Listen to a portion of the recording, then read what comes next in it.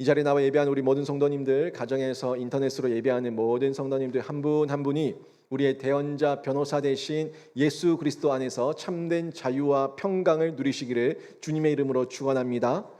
제가 지난주부터 요한일서 강의를 시작하면서 제일 먼저 여러분에게 말씀드렸던 부분이 내 안의 들보를 보고 상대의 티를 너무 확대해서 이야기하면 안 된다 하는 부분을 초두에 말씀을 드리면서 요한일서를 시작했습니다.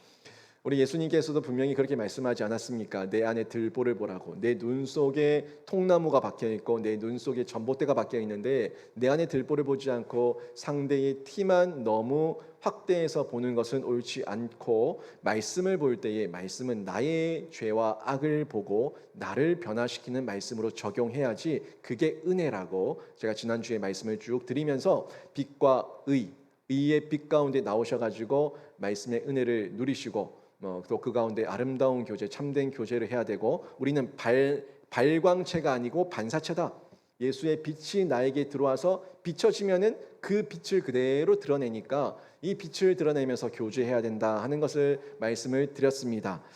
그러면서 마무리할 때 우리의 신앙을 이 화단의 이야기를 하면서 우리의 삶을 이 꽃밭을 잘 가꾸며 화단을 잘 가꿔야 된다고 말씀을 드렸죠.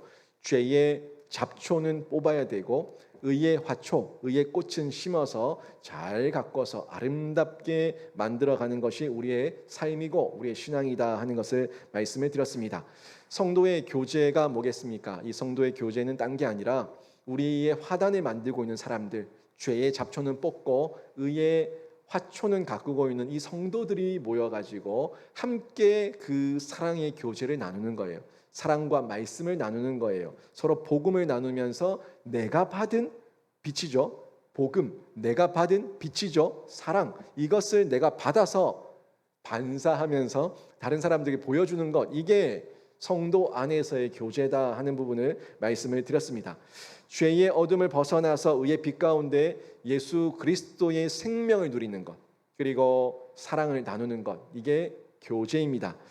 요한이 오늘 2장에서도 처음 시작할 때 뭐라고 얘기합니까? 나의 자녀들아, 나의 자녀들아, 이렇게 따스한 멘트로, 따스한 부름으로 복음을 증거하는 것을 확인할 수가 있는데, 지난주에 봤던 것처럼 요한의 첫 번째 별명은 우레의 아들이었다고요.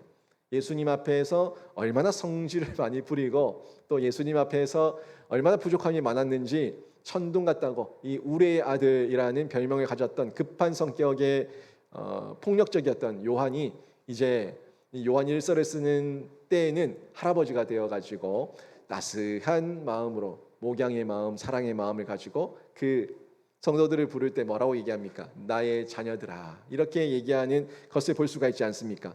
그만큼 이 사도 요한이 시간과 신앙의 성숙을 통해 가지고 성장했다는 거예요. 성장하고 많이 바뀌어 있었다는 것을 저희가 확인할 수가 있는데, 이 부분에서도 이 사랑의 사도에 맞는, 그 사랑의 사도에 걸맞는 대목으로, 말씀으로 시작하고 있다는 것을 확인할 수가 있습니다. 특히 오늘 본문 말씀 같은 경우는 요한일서 2장 1절에서 6절까지 말씀인데, 이 말씀은 지난주에 봤었던 요한일서 1장 9절 말씀, 그 9절 말씀과 아주 연관되어져 있고 맞물려 있고, 이 요한일서 9장 말씀의 근거를 지금 요한일서 2장 1절에서 6절 오늘 본문에서 전달하고 있다는 것을 확인할 수가 있습니다. 먼저 지난주에 봤었던 1장 9절 말씀을 보시게 되면은 이런 말씀이 나오죠. 만일 우리가 우리 죄를 자백하면 그는 미쁘시고 의로우사 우리 죄를 사하시며 우리를 모든 불의에서 깨끗하게 하실 것이요. 아멘. 이렇게 말씀하고 있는데, 오늘 본문은 우리가 우리 죄를 자백할 때에 하나님께서 바로 용서해 주시는 그 내용에 대해서 설명하고 있습니다. 보세요. 만일 우리가 우리 죄를 자백하면 그는 미쁘시고 의로우사 우리 죄를 사하시는데, 미뤘다가 사하시는 것이 아니라 즉각 용서하시고 즉각 사해 주신다는 거예요. 그래서 이 천국 법정이죠. 천국 법정에서 용서를 선언하고 고태를 두들기는 그 천국 법정에서 구체적으로 어떤 일이 일어나고 있고 예수님께서 우리를 어떻게 변호하고 있는지 또 예수님께서 우리를 변호한다는 것이 어떤 근거고 어떤 의미가 있는지를 오늘 본문을 통해서 저희가 확인할 수가 있는데, 여러분, 우리 예수님께서 우리를 변호하시는데 그 변호하신다는 게 어떤 거겠습니까? 1절 말씀 보시게 되면 나의 자녀들아 내가 이것을 너희에게 쓰면 너희로 죄를 범하지 않게 하려 함이라 라고 말씀하고 있어요. 물론 우리가 죄를 범하지 않는 것은 우리 성도가 지향해야 될 모습이에요. 여러분, 죄 짓기를 원하는 사람은 옳지 않습니다. 죄를 짓기를 원하는 사람은 옳지 않습니다. 누구든지 하나같이 죄를 범하지 않도록 노력하고 수고해야 되는 겁니다. 그래서 지금 사도 요한도 죄를 짓지 말라고 얘기하고 있죠. 죄를 범하지 않게 하려 함이라. 너희들 죄 짓지 마라. 내가 이 글을 쓰는 이유가 너희들 죄 안 짓게 하려고 쓰는 거다 라고 얘기하고 있는데, 이 죄를 짓지 말라고 독려하는 이 내용은 죄를 범하지 않는 것이 우리 성도의 이상이고 목표이기 때문에 그렇습니다. 여러분 중에 죄 짓는 것이 목표인 사람이 있습니까?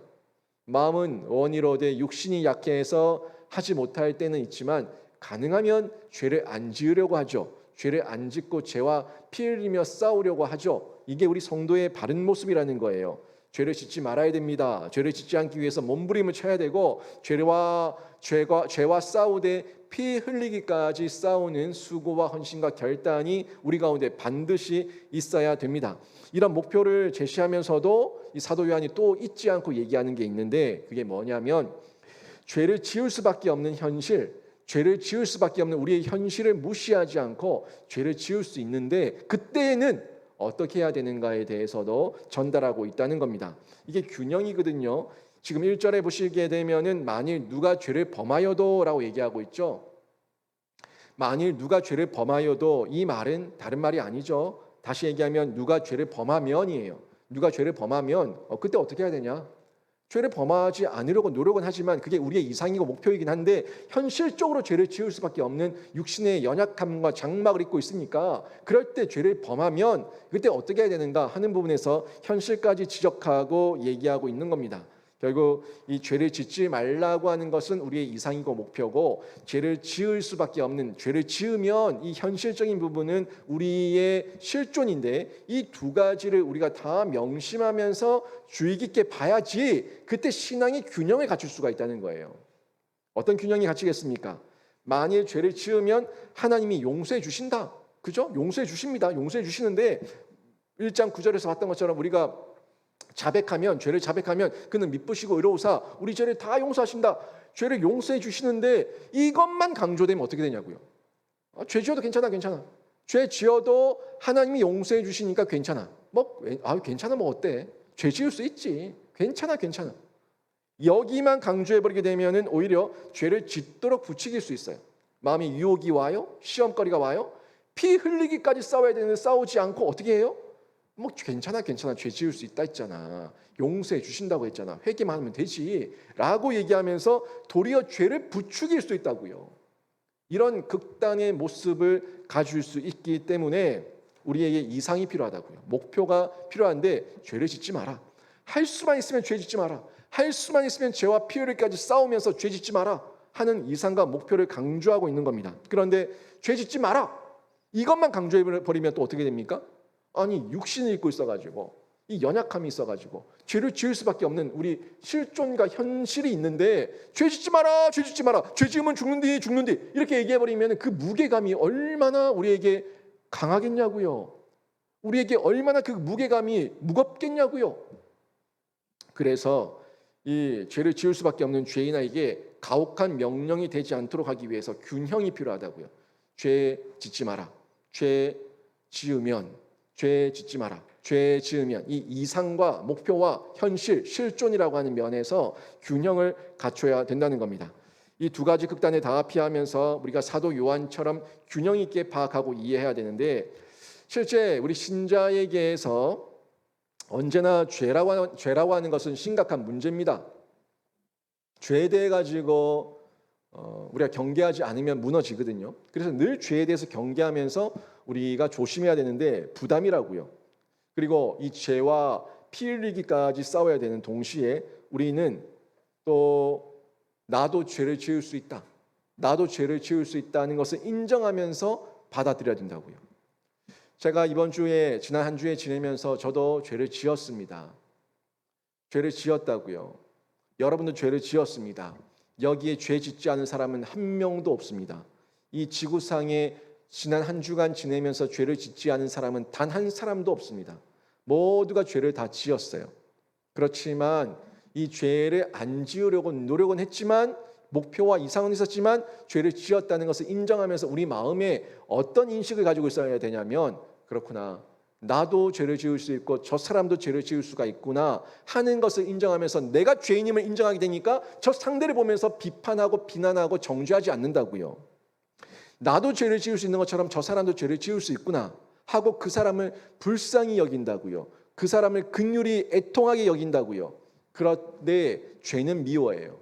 죄는 미워해요. 하지만 그 죄인은 불쌍히 여겨요. 이 자세입니다. 여러분, 저는 동성애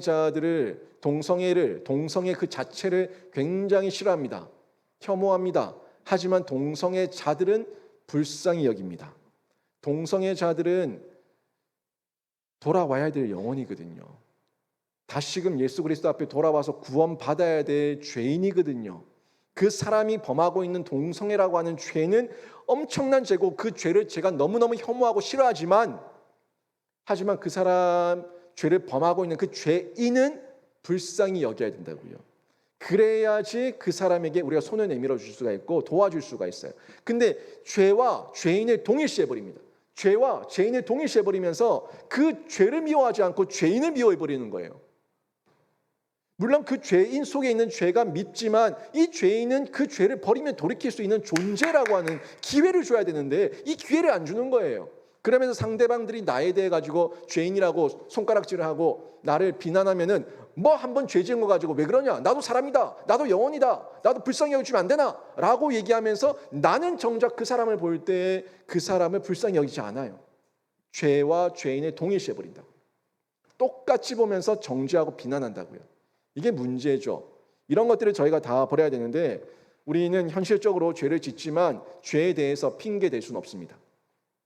죄인인 내가 죄는 짓지만 내가 지은 죄에 대해서 핑계 댈 수 없다고요. 이 죄는 핑계 댈 수 없습니다. 하지만 죄를 용서받을 수 있는 죄인이에요. 이해되십니까? 죄는 핑계거리가 안 되지만 지으면 안 되는 건데 죄를 지은 거니까 그 죄는 잘못이에요. 죄예요. 하지만 죄인인 나는 회개하고 자백하면 용서받을 수 있다고요. 이 면을 보셔야 되는 겁니다. 이 둘 사이의 균형을 잘 잡을 때에 우리가 성숙해지고 풍성한 교제를 나눌 수가 있는 거예요. 성도들 간의 사랑방에서 또 가족들 간의 교제할 때에 사람을 죄인으로 보지 마세요. 그 죄를 미워하지만 우리가 기도해 줘야 될 대상이고 기도해서 그 사람이 자백하고 돌이켜야 될 내용이지, 그 사람을 죄인으로 보면서 비난하고 정죄하면 그 사람은 그 공동체에 소속될 수 없습니다. 함께 얘기할 수 없습니다. 마음을 더욱더 열고 나눌 수 없다고요. 1절 말씀 이어서 보시게 되면 이렇게 나오죠. 누가 죄를 범하여도 아버지 앞에서 우리에게 대언자가 있으니 곧 의로우신 예수 그리스도시라. 아멘. 지금 누가 있다고 얘기합니까? 대언자가 있다고요. 이 대언자가 있기 때문에 우린 교제할 수가 있는 건데, 이 대언자가 헬라어 원어를 보게 되면은 파라클레토스예요. 이 파라클레토스는 옆으로 부르심을 받은 자, 옆으로 부르심을 받은 자인데 내 옆에서 나의 죄를 보고 하나님 앞에서 나의 이 죄인을 불쌍히 여겨달라고 변호하시는 분, 죄를 해결해 주시고 이 죄인을 불쌍히 여겨달라고 변호하시고 대언하시는 분, 이분을 파라클레토스라고 얘기를 합니다. 이 파라클레토스가 또 어디 나왔냐면 요한복음 14장에 보혜사가 나오죠. 요한복음 14장 16절 보혜사 성령께서 나오는데 이 보혜사의 단어가 파라클레토스예요. 이 보혜사의 파라클레토스와 지금 요한 1서에 나오는 이 대언자의 파라클레토스가 동일한 단어라고요. 그러니까 이 내용을 통해서 저희가 확인할 수 있는 게, 이 파라클레토스는 주로 어떤 의미로 해석이 되고 이해가 되냐면 돕는 분, 교사, 위로자, 상담가, 가이드, 변호사, 이런 여러 가지의 옆에서 나를 돕고 나를 세워주는 어떤 긍정적인 면에서의 의미로 이해되고 있는데 지금 요한 1서에서 얘기하고 있는 이 장소는 어디냐면요. 우리의 죄를 대언해주고 있는 법정이라고. 법정에서 이 사람이 내가 지은 죄에 대해 가지고 죄 없다고 얘기하시고 우리를 변호해 주시고 고태를 두들기는 법정이니까 이 법정에 맞는 용어로 생각한다면 이 대언자는 변호사라고 이해하는 것이 훨씬 더 이해가 되고 좀 더 이 부분에서 생동감 있는 이해를 가질 수가 있는 겁니다. 지금 천국 법정에서 예수님은 우리를 변호해 주고 있고 누군가는 우리의 죄를 소추하고 있는 거예요. 뭐 검사가 있어야겠죠. 죄를 들춰내고 죄를 드러내가지고 소추하는 검사가 있어야지 이 기소를 하고 소추를 해야지 이 법정에서 재판관이 뭐가 옳다 그르다 하는 걸 결정내게 되는데 물론 정의로운 검사들이 많습니다. 정의로운 검사들이 많고 또 검사가 정의롭게 수사를 하고 소추를 해야지 그래야지 죄가 드러나게 되는데 지금 이 성경에서 죄를 먼저 드러냈던 이 소추를 했던 대상은 누구였냐면 구약에서는 사탄이에요. 이 사탄은 정의를 가지고 소추하지 않고 참소를 합니다. 막 죄를 덮어 씌우는 거예요. 억지로 막 죄를 만들어내 가지고 덮어 씌우는 거예요. 숨도 못 쉬게 사람을 막 밀어 세우는 거예요. 몰아 세우는 거예요. 이 참소를 사탄이 하고 있는데 이 사탄이 나와서 참소하는 내용이 욥기에서도 나오죠. 욥기에서 사탄이 욥을 막 참소하지 않습니까? 그리고 스가랴서 3장에 보면은 대제사장 여수아가 나오는데 이 대제사장 여수아가 더러운 옷을 입고 하나님의 천사들 앞에 서 있습니다. 그 천사들 앞에서 이 더러운 옷을 입고 있는 여수아를 참소하는 사람이 또 참소하는 대상이 누구냐면 사탄이에요. 사탄이 그 옆에 서가지고 이 여호수아 대제사장 여호수아가 이런 죄를 지었다 저랬다 어땠다 막 참소를 하는 겁니다. 죄를 덮어 씌우는 거예요. 그때 하나님께서 이 사탄을 향해 가지고 뭐라고 얘기하십니까? 사탄 너 입 다물어라. 사탄 너 입 다물어. 너 조용히 해. 라고 얘기하면서 하나님께서 여호와께서 사탄을 책망하시는 겁니다. 책망하시면서 입을 다물게 하시고 그리고 사탄을 꾸짖고 난 이후에 여호수아가 입고 있었던 더러운 옷이죠. 죄의 옷이죠. 그것을 다 벗겨버리시고 깨끗한 옷을 다시 입혀주시는데 그 부분이 스가랴 3장 4절에 나오죠. 3장 4절에 내가 내 죄악을 제거하여 버렸으니 내게 아름다운 옷을 입히리라 하는 이 말씀을 전달하고 있는 거예요.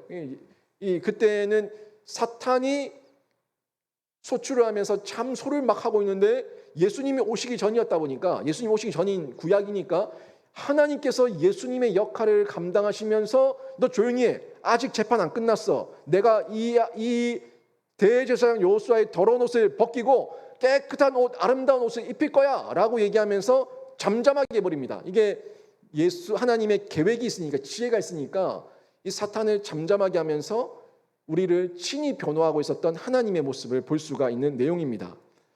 신약에 와서는 요한계시록 12장에 보면은 10절에 하나님 앞에서 밤낮으로 우리 성도들과 신자들을 참소하고 있던 이 사탄이 뚝 떨어져요. 천국에서 쫓겨나요. 뚝 떨어져요. 땅으로 쫓겨납니다.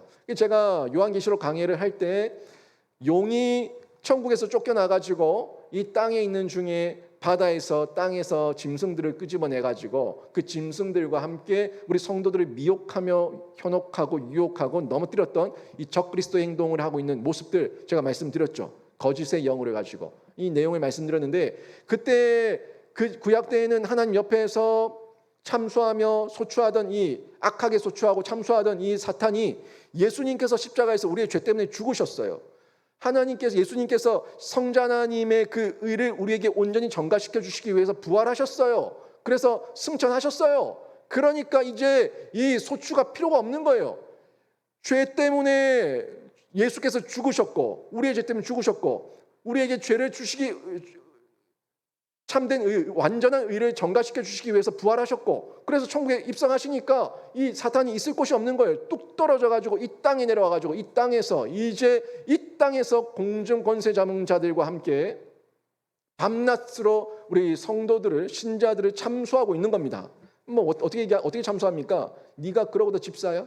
네가 그러고도 권사야? 네가 그러고도 장로야? 네가 그러고도 목사야? 라고 얘기하면서 우리의 이 마음을 막 흔들어 놓으면서, 신앙을 흔들어 놓으면서 때려쳐라 그렇게 믿을 거면 때려쳐라, 그냥 네 맘대로 살아라 라고 얘기하면서 하나님 없다 하면서 우리를 속이는 겁니다. 이렇게 참소를 하고 있는 거예요. 우리를 참소하고 있는 거예요.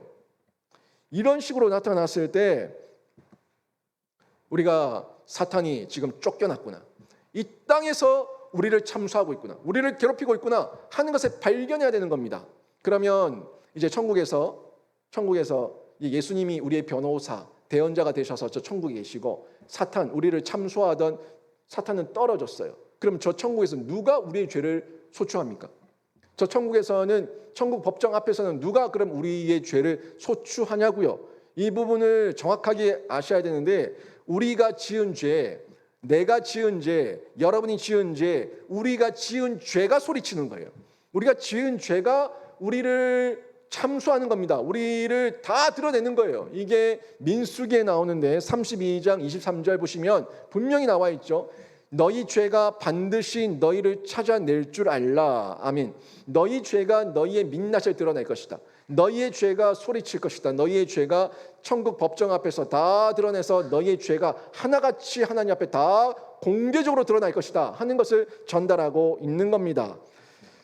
우리 이런 상황 가운데 있을 때 예수님께서 저 천국에서 우리를 변호하시는데, 그 변호하실 때 우리 예수님은요 정의롭게 변호하십니다. 아주 공의롭고 정의롭게 변호를 하시는데, 예수님은 우리의 죄를 부인하지 않습니다. 효진이의 죄가 없다고 말하지 않습니다. 효진이 죄 있습니다.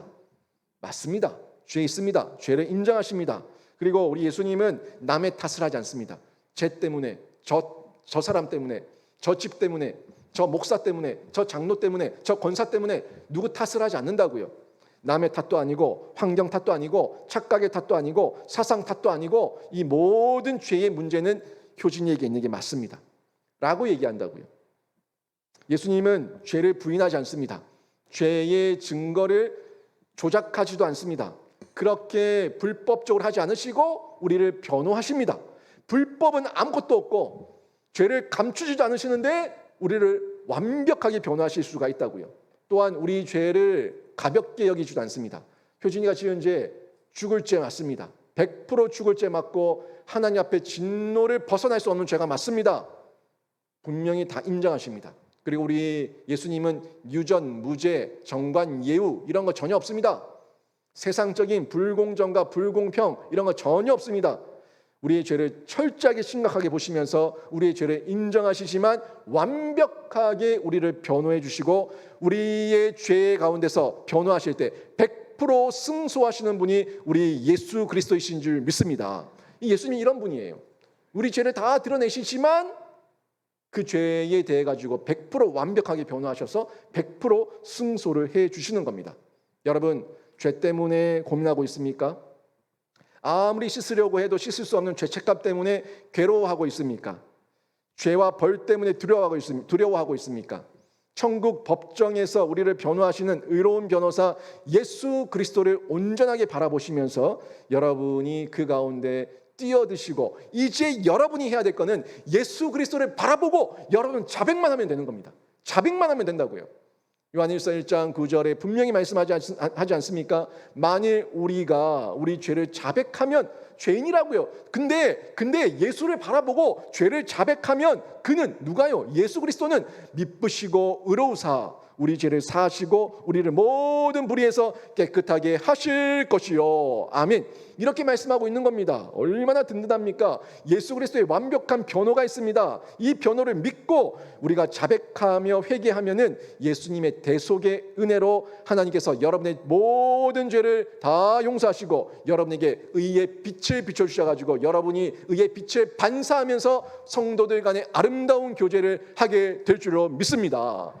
성도들 모이라고 하면 안 모여요. 안 모이는 이유가 상처 때문에 안 모여요. 나가면 뭐하노? 얘기할 것도 없다. 부끄러운 것밖에 없다. 기도 제목 말하면 다 내 허물인데 내가 그걸 왜 얘기하노? 그게 마음이 열리지 않은 겁니다.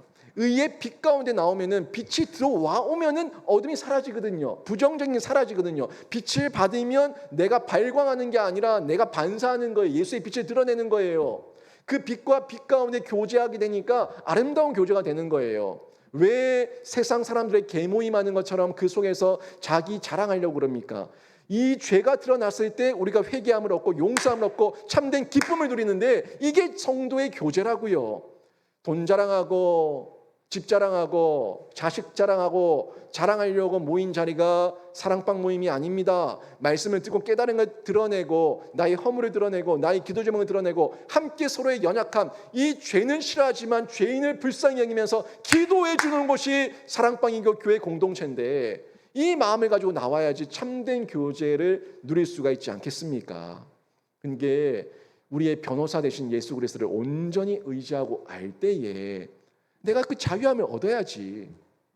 나를 변호해 주시는 예수 그리스도를 통해서 담대함이 생겨야지. 자유함을 얻어야지 나와서 말할 수 있다고요. 나는 자유하니까. 나는 예수 그리스도 앞에서 의롭다 칭함을 받았으니까 말할 수가 있는 거예요. 그 세상 사람들의 손가락질한 이 말이 두렵지 않은 거예요. 이 사람한테 상처받고 저 사람한테 상처받고 온통 상처 투성이로 얼룩져가지고 이 쓴뿌리 그놈의 쓴뿌리는 10년이 지나고 20년이 지나고 50년이 지나고 더 자라요. 예수를 믿었으면 이 쓴뿌리가 다 제거돼야 되는데 어떻게 된 게 예수 앞에서 빛 가운데 의롭게 드러내지 않으니까 이 쓴뿌리는 더 자라가지고 죄와 악독을 드러내고 있어요. 자유하셔야 됩니다. 변호사, 대언자, 예수 그리스도 앞에 나와야지만 참된 자유를 누릴 수가 있는데 우리 예수님이 우리를 변호해 주신다고요. 그 변호의 근거가 뭡니까 그러면? 우리 예수님이 우리를 100% 완벽하게 변호해 주시는데 그 변호의 근거가 뭐냐고요? 뭔 근거가 있어야지. 하나님 용서해 주십시오. 하나님 용서해 주십시오. 라고 말할 수 있을 거 아닙니까? 그 근거가 뭔가 하는 것을 볼 수가 있는데 2절 보시게 되면은 그가 우리를 위한 화목제물이 되셨다고 얘기하고 있죠. 그는 우리 죄를 위한 화목제물이니 이 부분을 1절과 2절 비교해서 보셔야 됩니다. 여러분, 변호하기 위해서는 장소가 어디여야 됩니까? 변호를 하려면은 법정이어야 되죠. 법정이어야 된다고. 지금 1절은 변호하시는 대언자 예수 그리스도의 장소는 천국 법정이에요. 그런데 지금 2절 보니까 화목제물로 또 드러나시는데 제물을 드리기 위해서는 어디로 가야 돼요? 성전으로 가야 되죠. 번제단이 있어야 되죠. 그 번제단 위에 드려지는 이곳은 성전입니다. 지금 1절은 장소가 천국 법정, 2절은 성전인데 1절은 예수 그리스도께서 우리의 죄에도 불구하고 우리가 죄를 지었음에도 불구하고 하나님 앞에서 곧 천국 법정 앞에서 변호하시는 말씀이고 2절은 예수 그리스도께서 우리의 죄 때문에 성전에서 화목제물이 되셨다는 것을 언급하고 있는데 화목제물은 진노하신 하나님, 화가 나신 하나님의 마음을 돌이키는 거예요. 진노하시는 그 하나님의 마음을 돌이키기 위해서 드리는 게 화목제물입니다. 우리가 죄를 지어서 진노하신 하나님의 마음을 돌이키기 위해서 예수님께서 화목제물이 되셨어요. 우리가 죄를 지으면 우리 하나님 진노하시는 거 맞습니다. 진노하십니다. 하나님의 진노를 달리기 위해서 제물이 필요합니다. 이 모습을 보면서 우리 하나님은 죄 지은 걸 굉장히 싫어하시는구나. 우리 하나님은 진노하시는 분이시구나. 우리 하나님은 무서운 분이시구나. 그런데 반면에 우리 성자 하나님은 사랑의 하나님이시구나. 거저 주시는 분이시구나. 화목 제물이 되신 분이시구나. 이렇게 이해를 하면서 성자 하나님은 무섭고 두려운 분, 성부 하나님은 무섭고 두려운 분, 성자 하나님은 사랑과 의로운 분, 이렇게만 이해하시면 안 됩니다. 성부 하나님께서 성자 하나님을 보내셨어요. 성부 하나님께서 이 구원을 계획하시고 구원을 실행할 수 있도록 성자 예수님, 이 하나님을 이 땅에 보내셨다고요. 이 말씀이 정확하게 나오는 부분이 요한일서 4장 10절입니다. 4장 10절에 이 화목제물을 보낸 분이 누구냐고요? 같이 한번 보겠습니다. 같이 읽습니다. 시작. 사랑은 여기 있으니 우리가 하나님을 사랑한 것이 아니요 하나님이 우리를 사랑하사 우리 죄를 속하기 위하여 화목제물로 그 아들을 보내셨음이라. 아멘. 누가 보냈다고 얘기합니까? 하나님께서 그 아들을 이 땅에 화목제물로 보내셨다고 정확하게 얘기하고 있습니다. 성부 하나님께서는 우리의 죄에서 진노하시면서 동시에 죄인인 우리를 사랑하셔가지고 우리의 죄에 대해서 그 진노를 돌이키시기 위해서 계획하신 것이 그 독생자 아들을 화목제로 보내시는 거예요. 그러니까 이 내용들을 정리하게 되면 이게 하나님의 사랑이고 긍휼이에요. 죄는 미워하지만 죄인을 사랑하시기 때문에 우리 인간, 피조물이었던 온 인류를 다스려야 될 인간의 죄는 미워하시지만 이 우리 피조물 존재 실존은 사랑하시기 때문에 그 사랑과 긍휼을 가지고 우리에게 정의롭게 구원하시기 위한 방법으로, 하지만 또 자비롭게 구원하시기 위한 방법으로 선택하신 것이 독생자 아들을 보내시는 방법이었다는 겁니다. 하나님의 놀라운 지혜입니다. 그래서 예수님께서 천국 법정에서 우리를 변호하시는 근거가 바로 이거예요.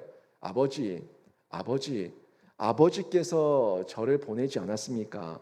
아버지께서 저 효진이의 죄, 우리 성도들의 죄를 용서하시라고 아버지께서 저를 보내지 않았습니까? 아버지, 저를 보시고 이 효진이의 죄와 이들의 죄를 용서하여 주시옵소서 라고 얘기하는 게 그 변호의 근거라고요. 설계자가 하나님이시고 보내신 분이 하나님이시고 다 이루신 분이 예수 그리스도고 죄를 해결하시고 부활하신 분이 예수 그리스도시기 때문에 이걸 보시고 하나님, 저 죄인을 보지 말고, 저 죄인 속에 있는 죄를 보지 말고 저 죄인을 덮어버린 저의 피를 보시고 저의 의를 보시고 저들을 의롭다고 칭하여 주시옵소서 하는 겁니다. 그러고 하나님께서 교태를 두들기시면서 죄 없다라고 말씀하시는 거예요.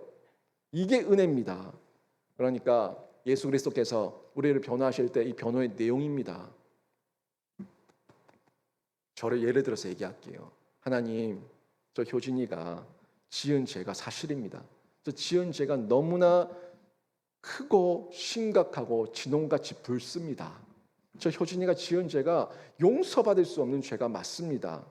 저거는 변명의 여지도 없습니다. 부모의 탓도 아니고 친구의 탓도 아니고 사상 탓도 아니고 교회 탓도 아니고 모든 것이 누구 탓도 아니고 효진이 그 자기 잘못입니다. 자기 죄입니다. 그러나 제가 효진이를 대신해서 십자가에서 못 박히고 십자가에서 피 흘리지 않았습니까? 그걸 기억하시고 보내신 분이 아버지시고 저를 받으신 분이 아버지시니까 저를 기억하시고 효진이의 죄는 용서하시고 저를 통해서 이 죄를 씻겨주시고 효진이에게 덮여있는 저의 의를 보시고 용서해 주시옵소서 이렇게 말씀하신다고요. 이게 예수님의 변호의 방법입니다. 예수님의 변호는 하나님의 정의와 사랑에 100% 입각한 변호입니다. 지금 제가 제 이름을 들면서 하나님께서 저를 용서해 주실 이유가 어디 있습니까? 하나님의 정의예요. 하나님의 사랑이에요. 100%. 이 사랑과 정의를 가지고 예수님께서 변호하시기 때문에 완벽한 변호가 되고 100% 승소하게 되는 변호가 되는 겁니다. 이제 우리가 죄를 자백하기만 하면 됩니다. 예수님의 변호 때문에 성부 하나님께서 우리의 모든 죄를 용서해 주시고 우리를 빛 가운데 교제할 수 있도록 불러내 주시고 다시금 우리에게 빛을 반사할 수 있는 반사체로 사용해 주시는데 이 반사체의 모본이 예수예요. 예수의 모본에 따라 가지고 우리의 모본 대신 그 예수를 따라 가지고 우리가 반사해야 되는 거예요. 여러분, 여러분의 의를 반사하려고 하지 마세요. 여러분의 의를 반사하려고 하면은 의가 반사되었을 때 내 모습의 형체가 희미하면 희미할수록 더 흥분합니다. 감정 조절이 안 돼요. 화가 나요. 내가 어떻게 했는데, 내가 이만큼 했는데, 내가 누군데, 저 사람이 말이야, 나를 무시해 말이야, 어떻게 말이야. 근데 이건 내가 투영된 거거든요. 근데 내가 투영된 게 사람들은 그걸 안 보니까 성도들이 그건 자기가 보려고 했던 빛이 아니니까 어둠이니까 하나님만 자꾸 드러내는 거예요. 하나님만 드러내니까 기분이 상하는 거죠. 감히 어디 내가 말이야 나만 드러나는 거예요. 근데 예수님이 비춰지면은 예수님이 그대로 투영되거든요. 이 앞에 지금 제가 보여요. 저 아크릴 때문에 제가 보인다고요. 마치 저를 보고 얘기하고 있는 것 같습니다. 비춰진 대로 드러나는 거예요. 비춰진 대로 드러난다고요. 예수가 비춰지면 예수가 드러나요. 그럼 예수님이 드러날 때에 우리가 기뻐하지 않겠어요? 그 모본이 예수 그리스도라고요. 예수 그리스도가 드러나면은 잘 드러낸 것이고 내가 드러나면은 잘못 드러낸 거예요. 이 말씀을 통해서 저희가 확인하는 게 우리의 신앙 화단, 우리의 삶의 화단을 내가 잘 가꾸고 있는가 이걸 볼 수가 있어요. 내가 자꾸 가꿔가지고 죄의 잡초는 뽑고 의의 화초를 심으면은 내가 보기에도 아름답고 상대방이 보기에도 아름다워요. 근데 나는 열심히 가꿔놨는데 나의 의와 나의 잡초만 가득 심어놨어요. 그러면 사람들이 보기에 아름답게 보지 않습니다. 뭐가 이래? 좀 이상하지 않아? 이렇게 얘기한다고요. 이게 드러나는 거거든요. 여러분의 언행 심사가 드러난다고 생각하십니까? 안 드러난다고 생각하십니까? 여러분 배우 아니에요. 평생을 어떻게 평생을 어떻게 가면 쓰고 삽니까? 절대 그럴 수 없어요. 여러분의 모든 언행 심사는 다 드러납니다. 이거를 가까운 가족이 봐요. 자녀들이 봐요. 또 교우들이 봐요. 보는 게 그대로 드러난다고요. 그래서 내가 의의 화초를 심었는가 죄의 잡초를 심었는가 하는 부분이 드러나는데 이 부분이 3절 5절에서 얘기하고 있어요. 3절 보세요. 이로써 우리가 그를 아는 줄 알 것이요. 그죠? 이로써 내가 빛을 받으면 의의 빛을 받으면 이로써 우리가 그를 아는 줄 알 것이요. 그를 누구요? 예수를 아는 줄 알 것이요. 누가? 우리가 성도들이 가족들이 안다고요. 이로써 안다고요. 5절 보세요. 또 나오죠. 이로써 우리가 그의 안에 있는 줄을 아노라. 이로써 또 나오죠. 이로써 우리가 누가요? 성도들이 가족들이 그가 그의 안에 있는 줄을 누구 안에? 예수의 안에 있는 줄을 아노라 라고 얘기하고 있습니다. 여기서 안다는 거는요 머리로만 안다는 게 아니에요. 머리로만 아는 것이 아니라 인격적으로 생활 속에서 안다는 겁니다. 이게 그의 안에 있다는 거예요. 그의 안에 있다는 부분이 그를 안다. 알면은 바르게 알면은 진짜 바르게 알면은 그 인격적 생활 속에서 아니까 머리로만 아는 게 아니라 인격적 생활 속에서 아니까 진짜 그의 안에 접속되어 있다. 이걸 얘기한다는 겁니다. 여러분 접속되어져 있으면은 그게 완전히 그분의 열매를 맺게 돼 있는 거예요. 이 부분을 잘 얘기해 주는 게 요한복음 15장의 포도나무 가지 비유예요. 제가 좀 이따 그 말씀드릴 겁니다. 우리가 예수 그리스도와 인격적인 관계를 맺고 사는 것은 날마다 확신하는 중에 우리가 드러내는 거예요. 아니, 진짜 알면은 진짜 아는 걸 내가 알고 내 것이 되었으면 삶으로 드러나야 된다고요. 그게 진짜 아는 거라고요. 이게 지금 소그룹과 인간관계를 통해서 드러나는 거 아닙니까? 날마다 확신하고 날마다 내가 재확인하면서 내가 또 확인하는 그 신념, 신앙, 이게 소그룹과 인간관계를 통해서 드러나는 건데 이게 진짜 성도의 삶이라는 얘기죠. 3절 5절이 이 말씀 속에 우리가 예수 그리스도를 인격적으로 아는지 모르는지 진짜 신자인지 아닌지 판가름하는 기준이 이로써예요. 바로 기준. 그 기준이 이로써 증명된다는 겁니다. 3절에서 5절에서 안다, 아노라, 안다, 아노라. 이건 증명되었다는 거예요. 확인되었다는 거예요. 어떤 학생이 열심히 공부하고 시험때가 됐습니다. 시험때가 돼서 시험을 치려고 하니까 이 학생 선생님에게 선생님 저 시험 안 쳐도 됩니다. 저 전부 다 압니다. 정확하게 합니다. 확실하게 합니다. 그러니까 저는 시험 쳐보다 많아요. 그러니까 시험 귀찮게 하지 말고 시험 안 쳐도 됩니다. 라고 얘기했어요. 이렇게 얘기할 때 선생님이 어떻게 말할 수가 있을까요? 그래, 너 열심히 공부했지. 너 열심히 지식적으로 많이 알고 있지. 그러니까 네가 정확하게 잘 알고 있다는 것을 시험을 통해서 그 좋은 성적을 통해서 증명해줘. 증명해서 보여줘. 라고 얘기하지 않겠습니까? 진짜 아는 거는 증명해서 보여주는 거예요. 본문에서 이로써 안다는 거는 결국에 두 사람의 부류를 얘기하는 겁니다. 이로써 안다. 둘 중에 하나다. 두 부류다. 하나는 말쟁이냐, 하나는 실천가냐, 하나는 말만 하는 사람이냐, 하나는 행하는 사람이냐. 이걸 드러내는 거예요. 진짜 아는 사람은 행하는 사람이고 실천가가 되는 거고 머리로만 지식으로만 그냥 알고 흉내내는 사람은 말만 하는 사람, 말쟁이로 끝나는 거예요. 이 말쟁이에 대해 가지고 4절에서 부정적으로 묘사를 하고 있죠. 4절 보시면 그를 아노라 하고 계명을 지키지 아니하는 자는 거짓말하는 자요 진리가 그 속에 있지 아니하니라. 아멘. 이렇게 말씀하고 있지 않습니까? 이거는 순종이 없다는 얘기죠. 순종은 없고 그리스도를 안다는 지식과 교만, 내가 안다는 말의 고백만 있는 거예요. 말의 고백만 강조하고 있는 겁니다. 이것을 거짓말이다, 진리가 없다라고 성경이 얘기하고 있는 거죠. 많은 사람이 말씀을 따라서 살아야 된다는 걸 압니다. 말씀을 따라 살아야 된다는 걸 알아요. 하나님을 높여야 되고 이웃을 사랑해야 되고 교회를 섬겨야 되고 목회자를 존중해야 되고 주의를 지켜야 되고 헌금 생활을 잘해야 되고 하여튼 이런 것들 저런 것들 이렇게 저렇게 들어가지고 많이 알아요. 많이 아는데 진짜 그래서 순종하면 복받고 불순종하면 책망이다 하는 내용을 머리로만 아는 것이 아니라 진짜 내 삶으로 알고 인격으로 알면 삶으로 드러나야 된다는 겁니다. 드러나는 게 우리의 진짜 신앙이고 화단이란 얘기예요. 잡초는 뽑아내고 화초는 심고 가꾸고. 여러분은 하나님의 말씀을 확실하게 믿습니까? 하나님 말씀에 순종하면 복이고 불순종하면 책망이라는 내용을 정확하게 믿습니까? 알고 있습니까? 확신합니까? 한다면 거기에 순종으로 나와야 된다는 거예요. 머리로만 아는 것이 아니라 진짜 안다면, 정확하게 안다면 이제는 좀 더디더라도 부족하더라도 순종의 모습으로 몸부림치는 모습이 나와야 된다는 겁니다. 잡초를 한 번에 다 뽑지 못해도 한 개씩 뽑아나가는 그 화단 가꾸기에 순종의 모습이 나와야 된다는 거예요. 여러분, 순종은요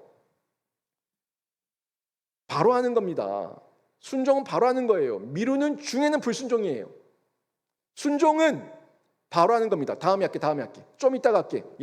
좀 이따 할 수 있습니다. 하지만 좀 이따 하기 위해서 미룬 중에는 불순종이에요. 미룬 중에는 불순종이라고요. 순종은 바로 하는 것이고 즉각 하는 겁니다.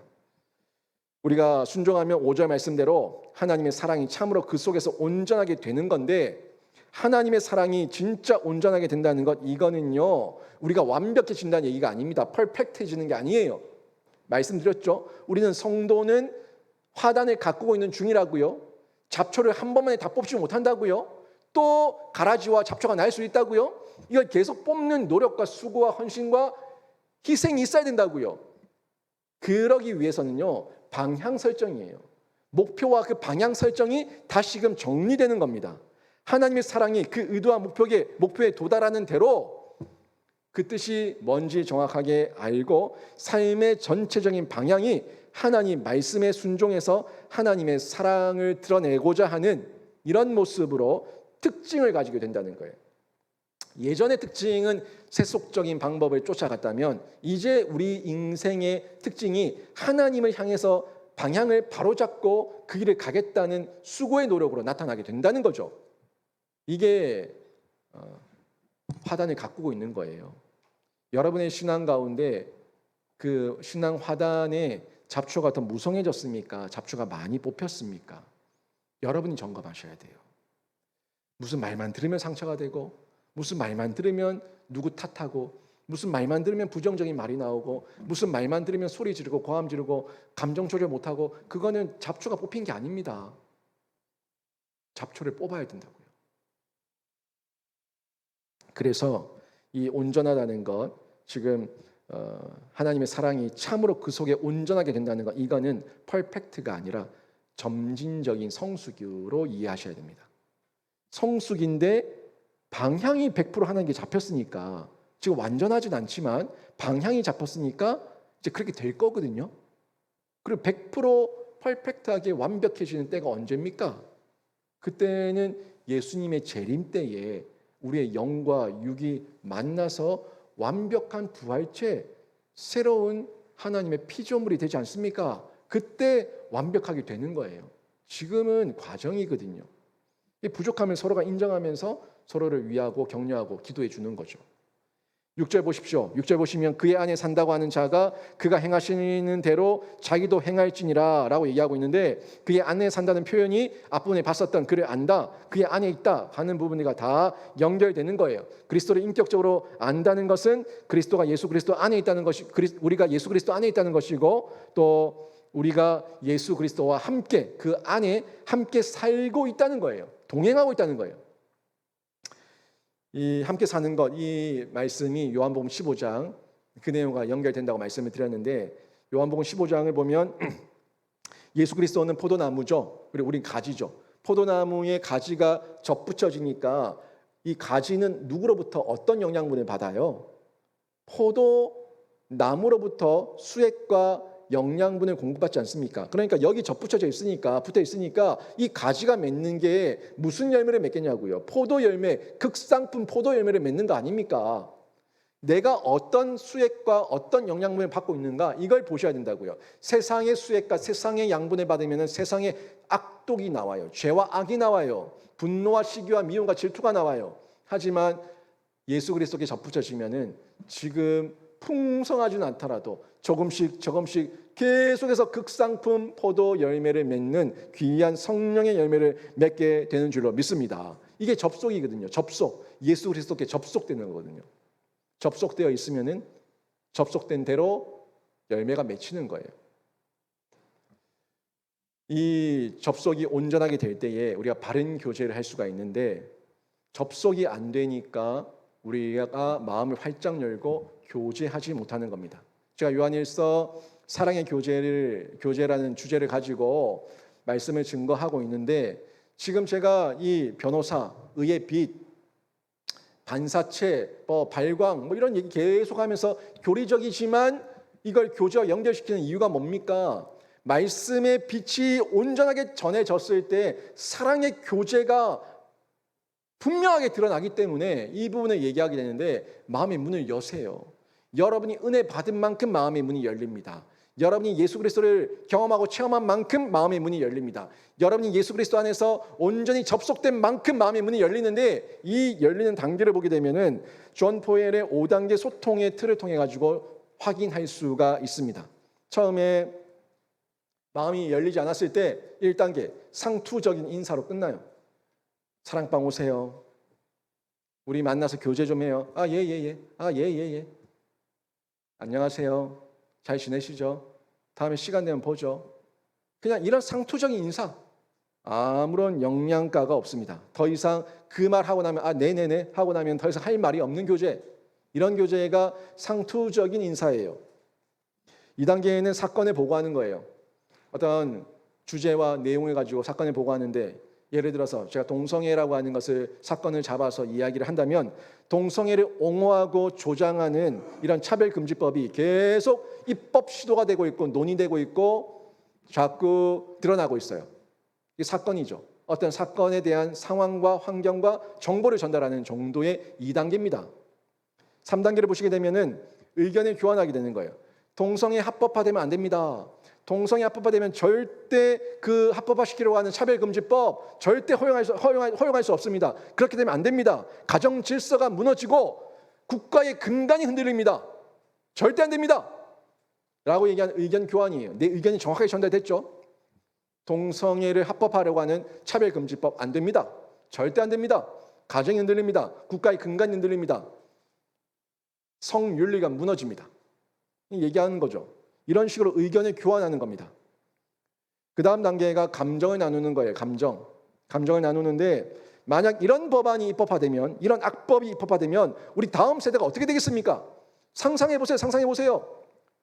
며느리 사위가 들어와요. 아들 며느리가 들어와요. 생각이 됩니까? 상상이 됩니까? 절대 있을 수 없습니다. 어떻게 여자가 사위가 되고 남자가 며느리가 됩니까? 절대 그럴 수 없습니다. 이건 있을 수 없는 일이에요. 만약 그렇게 된다면 우리 다음 세대가 어떻게 되겠습니까? 저는 그거 생각할 때마다 가슴이 아파요. 이 가슴이 찢어져요. 성병은 더 창궐할 것이고 다음 세대는 무너질 것이고 국가도 무너질 것이고 생명이 잉태되지 않으니까 다음 세대가 없어요. 가슴이 미어집니다. 이 감정이죠. 아픕니다. 가슴이 찢어집니다. 미어집니다.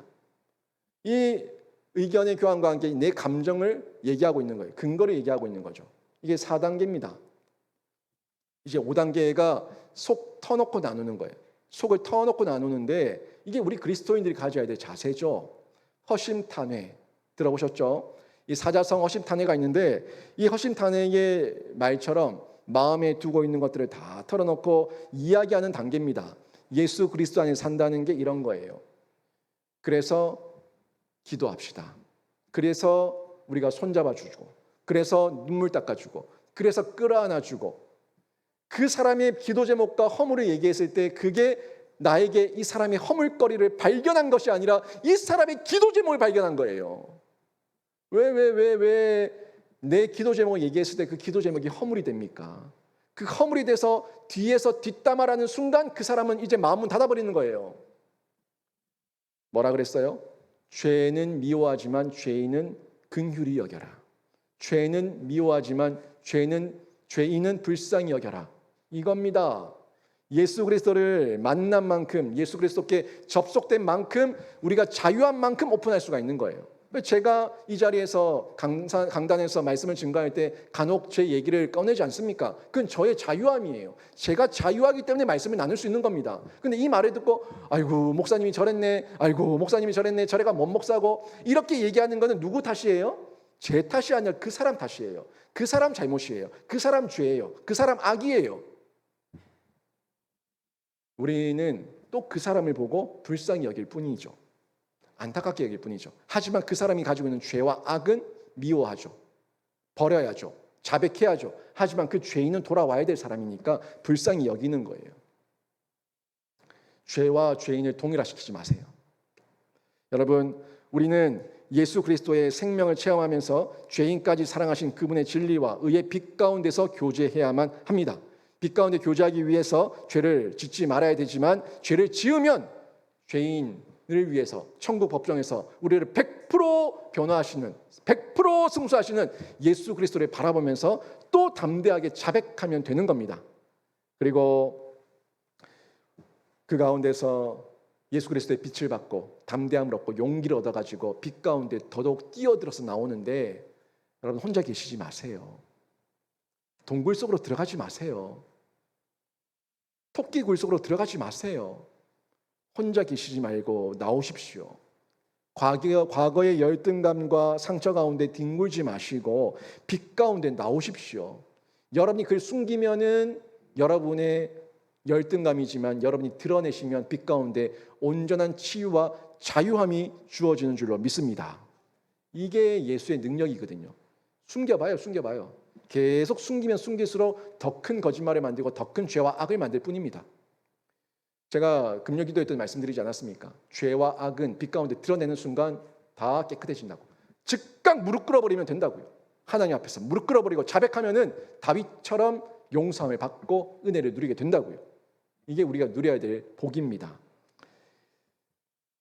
열등감, 상처, 낮은 자존감, 거기서 뒹굴지 마시고 하나님과의 바른 관계를 통해 가지고 실제적 나눔과 교제를 이어가시기를 바라고 해보시기를 바랍니다. 나만 거기서 벗어나셔 가지고 말씀의 질서 속으로 들어오시고 사랑의 질서 속으로 들어오시고 교회의 질서 속으로 들어오셔 가지고 교제하시기를 바랍니다.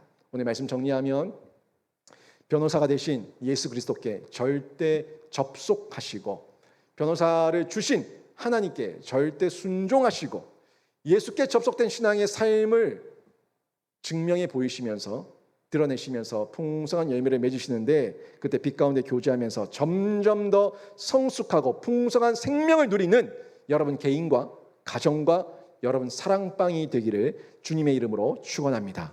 아멘.